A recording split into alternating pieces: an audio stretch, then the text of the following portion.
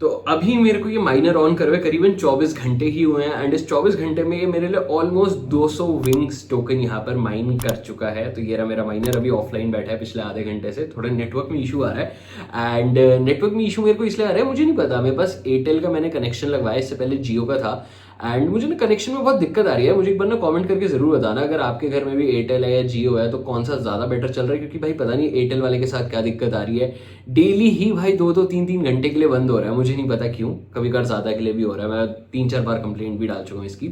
Anyways, तो इसको on करे हुए मेरे पास 24 घंटे हो चुके हैं, एंड ये डिवाइस सेटअप करने से पहले मैं दिखाना चाह रहा था कि हाँ भाई एक्चुअल में आ रहे हैं, राइट। एंड ये हमारे यहाँ पर स्टेशन भी है, और पूरी अभी सेटअप से बताने से पहले, क्योंकि मेरे पास एक कमेंट भी आया था चैनल के ऊपर कि एक इन डेप्थ एक्सप्लेनेशन बताना, क्योंकि बहुत कंफ्यूजन भी हो जाती है कभी कभार। तो मेरी तरफ से ये कोशिश रहेगी कि आज की वीडियो में आपका MGW310 माइनर कैसे सेट करना है। MGW310 आपका डुअल माइनिंग डिवाइस है जो विंगबिट्स टोकन और आपका जियोट टोकन दोनों माइन करता है।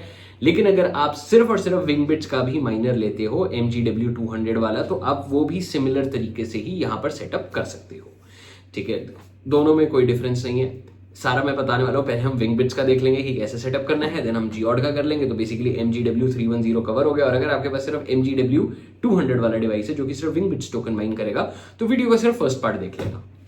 ओके, तो एक चीज मैं और बता देता हूँ यहाँ पर अब वीडियो में, आपको सबसे पहले ये माइनर लेने से पहले भी एक बार अपने एरिया में देखना पड़ेगा, क्योंकि अगर आप देखोगे जैसे क्लेम्ड है, मैंने दिल्ली का मैप लगाया हुआ है, राइट। तो आपको दिख रहा है कि हाँ यहाँ पर भी एक एरिया क्लेम है, ठीक है, यहाँ पर भी एक एरिया क्लेम है, राइट। तो आपके एरिया अगर क्लेम हो रखा है, तो अगर आप वहां पे दूसरा डिवाइस ऐड ऑन करोगे तो आपकी अर्निंग्स कम होगी। ऐसा नहीं कि आपकी अर्निंग्स नहीं होगी, अर्निंग्स कम होगी, लेकिन आपके पास बिगेस्ट एडवांटेज है कि अगर आपने अपना एरिया क्लेम कर लिया तो आपकी सबसे ज्यादा अर्निंग्स होने वाली, चाहे उस एरिया में 2-3-4-5 कितने भी माइनर्स आ जाए, उससे आपको फर्क नहीं पड़ेगा।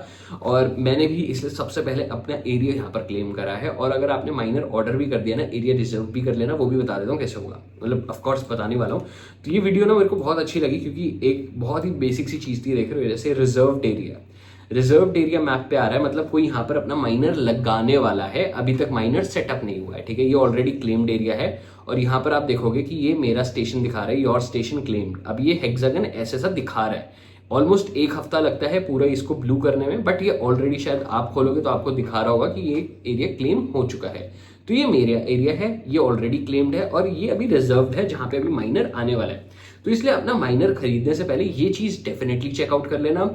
और हाईफिक्स की वेबसाइट से अगर माइनर ले रहे हो तो आई थिंक वो न्यू ईयर का कोई डिस्काउंट कूपन भी चला रहे थे यार। न्यू ईयर का मैं एक डिस्काउंट कूपन कोशिश करूंगा मैं लिख दूं, ठीक है, आप एक बार चेकआउट कर लेना। क्योंकि यार मैंने माइनर ले लिया था, मुझे महंगा पड़ा था, बट उसके बाद न्यू ईयर का इन्होंने कुछ डिस्काउंट लगाया था, तो MGW310 शायद से 10,000 रुपये और सस्ता पड़ रहा था। तो मैं वो कूपन कोड भी डाल दूंगा जिससे आ रहा था। मैंने ऑर्डर नहीं करा है, बट अगर आपको करना हो तो कर लेना, ताकि आप इस अपॉर्चुनिटी का फायदा उठा सको, ठीक है। तो अब ये 3 एरियाज हैं बेसिकली जो मुझे दिख रहे हैं यहाँ पे, राइट। एंड बाकी अगर मैं देखो, दिल्ली ऑलमोस्ट खाली पड़ा है, तो नोएडा हो गया, ये भी शायद दिल्ली का ही पार्ट होगा। बट हाँ, डेफिनेटली यार आपको और भी एरियाज मिल जाएंगे, शायद सोनीपत वाला एरिया हो गया, वो भी क्लियर है। लेकिन अगर मैं जूम आउट करता हूँ तो आपको दिख रहा है यार अभी तक बहुत एरियाज यहाँ पर खाली पड़े हैं। इंडिया में अभी तक इसके बारे में ज़्यादा लोगों को पता नहीं है। तो अगर आपको लग रहा है कि हाँ यार हमारे पास अपॉर्चुनिटी है, तो इसका फायदा ज़रूर उठा लेना, ठीक है। तो अब मैंने आपको बता दिया कि यहाँ पर है क्या। अब फर्स्ट स्टेप समझ लो कि फर्स्ट स्टेप क्या है। बहुत लोगों को ना डिवाइस आइडेंटिफाई करना नहीं आता। आप जब भी अपना विंगबिट्स वाला मॉडल अपने होस्ट से कनेक्ट करते हो, राइट, होस्ट मतलब जब भी आप अपने राउटर से कनेक्ट करते हो, तो उस राउटर के साथ जैसे आप कनेक्शन करोगे एक आईपी एड्रेस असाइन हो जाता है। वही आईपी एड्रेस आपको लॉग इन करने में या उस डिवाइस को आगे मॉनिटर करने में हेल्प करता है। जियो टोकन में थोड़ा सा कॉम्प्लिकेटेड प्रोसेस है, बट अगर आप सिर्फ और सिर्फ विंग्स में जा रहे हो तो इतना कॉम्प्लिकेटेड प्रोसेस नहीं रहेगा। आपने जैसे ही उसको कनेक्ट करा, राइट, क्योंकि वायर्ड कनेक्शन है, वायर्ड कनेक्शन आपका एथरनेट से सीधा राउटर में चला जाएगा। मैंने समझाया भी था कैसे प्रीवियस वीडियो में जब हमने अनबॉक्सिंग करी थी। अब जब आप उसे राउटर से कनेक्ट कर चुके हो तो आपका एक आईपी एड्रेस डेजिग्नेट हो जाता है। आईपी एड्रेस आपके लिए बहुत ज्यादा इंपॉर्टेंट है, स्पेशली जियोनेट के केस में, लेकिन विंगबिट्स के केस में इतना जरूरी नहीं है। लेकिन मैं स्टिल वो एक कॉमन मेथड है जो बताने वाला हूँ। देखो, अगर आपको अपने राउटर की सेटिंग्स में जाना आता है कि राउटर की सेटिंग्स में जाकर आप कैसे आईपी एड्रेस आइडेंटिफाई कर सकते हो, बेसिकली जब भी आप अपने राउटर में लॉगिन करते हो वो आपको दिखा देता है ये डिवाइसेस कनेक्टेड है, उनका आईपी एड्रेस दिखा देता है 192 डॉट समथिंग समथिंग कुछ होता है, सब में कॉमन होता है, बट सबका वो लास्ट वाला पोर्शन जो होता है वो चेंज होता है। बेसिकली वो आपके लोकल नेटवर्क का हिस्सा होता है। थोड़े से वर्ड्स कॉम्प्लिकेटेड लगे, कोई बात नहीं, राउटर में लॉगिन करना नहीं आता उसकी भी कोई दिक्कत नहीं है। एक टूल है जो सबको बहुत आसानी होगी, that is wireless network watcher. आप ऑनलाइन इसके बहुत अलग अलग वेरिएंट्स भी मिल जाते हैं, आप इसको अपने डेस्कटॉप पे डाउनलोड कर सकते हो, राइट। ये सिर्फ लैपटॉप डेस्कटॉप इन पे ही काम करेगा, आपके फोन्स वगैरह पे काम नहीं करेगा। आपने जैसे ही करा, फोन पे अगर आप करना चाहते हो तो फोन के लिए दूसरे ऐप्स आ जाते हैं, आपको प्ले स्टोर या ऐप स्टोर पे मिल जाएंगे, या फिर आप फोन पे डायरेक्टली अपने राउटर की एप्लीकेशन भी डाउनलोड करके वहां से भी देख सकते हो। बट हाँ, कभी कभी कंफ्यूजन हो जाती है, इसलिए मैं क्लियर कर रहा हूँ। आप जैसे ही यहाँ पे जाओगे आपको आईपी एड्रेसेस दिखा देगा, आईपी एड्रेसेस के साथ ये डिवाइस नेम वाला कॉलम होता है। यूजुअली अगर आपको लग रहा है कि ब्लैंक है तो आपको ना बार बार मैनुअली टाइप करके देखने पड़ेंगे। जैसे आप मैनुअली टाइप करके देखोगे, आपके पास ऑटोमेटिकली एक होम पेज आ जाएगा कि हाँ ये माइनर है, हाईफिक्स का, जियोनेट का, विंगबिट्स का, आपको वहां पे एक होम पेज डेफिनेटली आ जाएगा। होम पेज आ गया है मतलब आपका वो आईपी एड्रेस बिल्कुल करेक्ट है। तो ये था सबसे पहला step IP address find out करने के लिए। अगर डुअल माइनिंग करनी है तो बहुत ज्यादा इंपॉर्टेंट है, सिर्फ विंगबिट्स की ही करनी है तो इतना ज्यादा इंपॉर्टेंट नहीं है अगर आपके पास MGW 200 वाला डिवाइस है। अब इसके बाद क्या करना है, आपको ऑफकोर्स एक अकाउंट चाहिए, तो विंगबिट्स पे आपको जाके क्रिएट अकाउंट करना पड़ेगा। तो अब आप जैसे ही अकाउंट बना लोगे, अब आपको ऑटोमेटिकली दिखा देगा कि आपको सबसे पहले जो है अपना फर्स्ट स्टेशन जो है रजिस्टर करना है, एंड सेकेंडली आपको अपना वॉलेट जो है वो कनेक्ट करना है। जैसे ही आप दोनों चीजें कर लोगे, ऑटोमेटिकली चौथा स्टेप ये अपने आप फुलफिल कर देगा। अब रजिस्टर न्यू स्टेशन पे जाने के लिए I have read all the above, continue. अब आपको करना है लैटिट्यूड एंड लॉन्गिट्यूड। मुझे दिक्कत ये आई थी, मुझे नहीं पता, अगर मैं यहाँ पे कोई भी एड्रेस डालता हूँ, ठीक है, जैसे अगर मुझे दिख रहा है फॉर एग्जाम्पल यहाँ पर हिसार, चलो मुझे हिसार दिख रहा है, खाली बड़ा, राइट।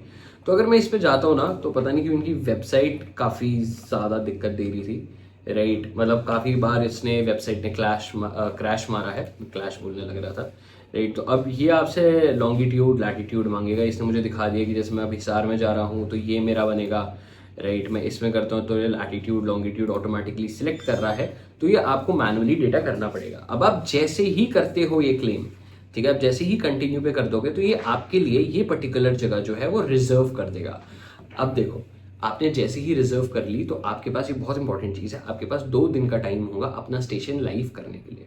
तो अगर आपने माइनर ऑर्डर कर दिया है, आपके पास माइनर आ गया है, तो मैं डेफिनेटली आपको तब रिकमेंड करूंगा कि आप तब कर लो, वरना आप माइनर ऑर्डर करते टाइम भी रिजर्व कर सकते हो, फिर आप एक्सटेंशन के लिए अप्लाई कर सकते हो। आई थिंक एक्सटेंशन आपको 7 दिन तक के लिए मिल जाती है, तो माइनर भी आपका 10 दिन के अंदर अंदर आ ही जाता है। तो जैसे ही माइनर आएगा छत पे इंस्टॉल करके आप लाइव कर सकते हो, उसमें आपकी कोई दिक्कत नहीं आएगी। लेकिन हाँ, आपके पास एक वो क्या कहते हैं, मैं किस तरीके से आपको बोलूँ, आपके पास एक वो कंफर्मेशन हो जाएगी कि हाँ डेफिनेटली ये लोकेशन हमारी ये रहेगी, कभी और माइनर नहीं आएगा। लेकिन हाँ, अगर आपने एक्सटेंशन पीरियड के बाद भी माइनर नहीं सेटअप करा तो शायद मेरे हिसाब से आपको एक नया अकाउंट बना के दोबारा से प्रोसेस रिपीट करना पड़ेगा, क्योंकि आप ही के अकाउंट में वो हो सकता है आपको वही एरिया दोबारा से क्लेम ना करने दे एक्सटेंशन पीरियड के बाद। तो वो उसमें कोई दिक्कत नहीं है। बट हाँ, एक बार आप एरिया क्लेम कर लोगे, जैसे ही आप कंटिन्यू करोगे, राइट, तो नेक्स्ट स्टेप आपको दिखाया गया वॉलेट ऐड करने का। तो आपको अपना वॉलेट ऐड करना है, वॉलेट का नाम आप कुछ भी डाल सकते हो, फिर आपको अपना सोलाना का एड्रेस यहाँ पे डालना है। विंग्स टोकन अभी सोलाना ब्लॉकचेन सपोर्ट करता है, तो आपको सोलाना का एड्रेस डालना है।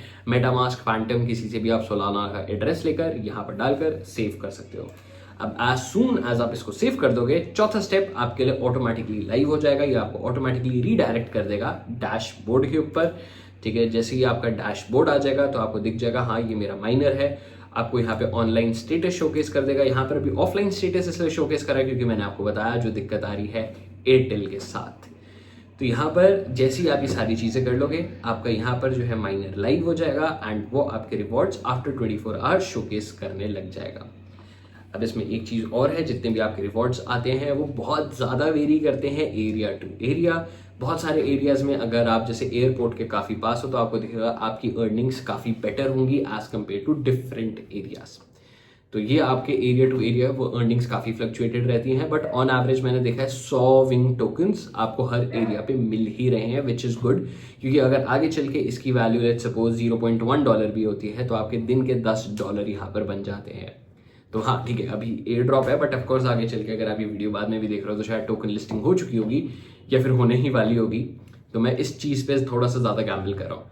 तो ये पार्ट तो था कि विंगबिट्स का माइनर आपको कैसे सेट करना है। अब इसी में ही आपका सेकंड पार्ट आ जाता है जियोनेट का माइनर सेट करने के लिए।